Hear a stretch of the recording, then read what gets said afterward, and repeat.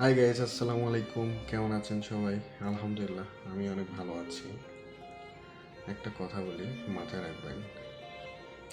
পুরুষ মানুষ পুরুষ মানুষ বলতে জীবনে তার কিছুই নেই, সবসময় দিয়ে দিতে হয়। একটা জিনিস মাথায় রাখেন, খেয়াল করবেন যে একজন পুরুষ তার বাবা মা, তার স্ত্রী, সন্তান, তাদেরকে দিতে দিতে তার জীবনটাই শেষ হয়ে যায়। খেয়াল করেন, সে মাস শেষে যে ইনকাম করে সেই টাকাটাও সে নিজের কাছে কিছু গচ্ছিতভাবে রাখে না।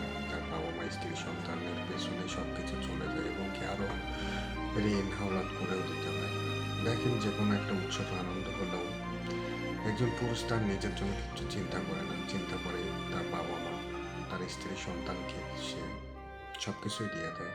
এবং কি সে যে একজোড়া জুতো কিনবে, তার কেনার ক্ষমতা থাকে, সে কিনে না। তার একটা জামা কেনার, তাও কেনে না। কেন জানেন? পুরুষ মানুষ বলতে তার নিজের বলতে কিছু নেই, সব কিছুই তার বাবা মা, স্ত্রী, সন্তান, প্রতিবেশী, আত্মীয় স্বজন, তাদের জন্য। পুরুষ মানুষের বলতে কিছু নেই। পুরুষ মানুষ এমন একটা জাতি, যদি কেউকে ভালো লাগে বা ভালোবাসে, তার জীবনের সবটুকু দিয়ে দেয় তাদের জন্য। এটাই এভাবে চলে আসতেছে যুগ যুগ ধরে।